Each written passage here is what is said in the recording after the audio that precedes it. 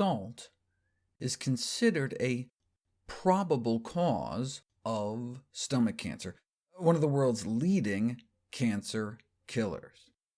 If their estimate of an 8% increase in risk for every extra gram of salt a day is correct, then in a country like the UK, nearly 1,700 cases of stomach cancer happen every year just because of excess salt intake.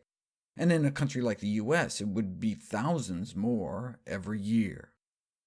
The risk of stomach cancer associated with salt intake appears on par with smoking or heavy alcohol use, but may only be half as bad as opium use or increased total meat consumption, based on this study of more than 500,000 people, which may explain why those eating meatless diets appear to have nearly 2/3 lower risk.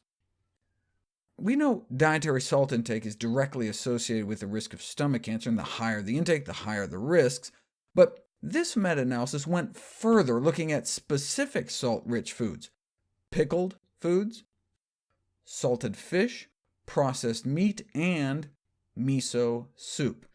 Habitual consumption of pickled foods, salted fish, and processed meat were each associated with about a 25% greater risk of stomach cancer. The pickled foods may explain why Korea appears to have the highest stomach cancer rates in the world. But there was no significant association with the consumption of miso soup. This may be because the carcinogenic effects of the salt are counteracted by the anti-carcinogenic effects of the soy, effectively canceling out the risk. And if we made garlicky soup with some scallions thrown in, it may drop our cancer risk even lower.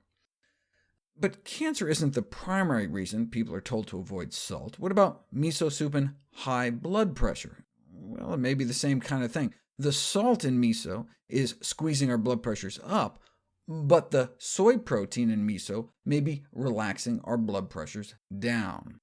So, for example, if you compare the effects of soy milk to cow's milk, and to make it fairer, compare soy milk to skim milk to avoid the saturated butterfat, soy milk can much more dramatically improve blood pressure among women with hypertension. But would the effect be dramatic enough to counter all the salt in miso? Japanese researchers decided to put it to the test.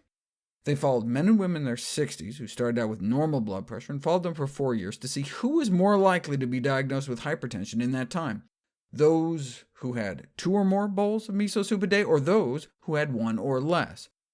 2 bowls a day would be like adding a half teaspoon of salt to one's daily diet, yet those who ate 2 bowls or more appeared to have 5 times lower risk of becoming hypertensive. So maybe the anti-hypertensive effects of the soy in the miso exceeds the hypertensive effects of the salt.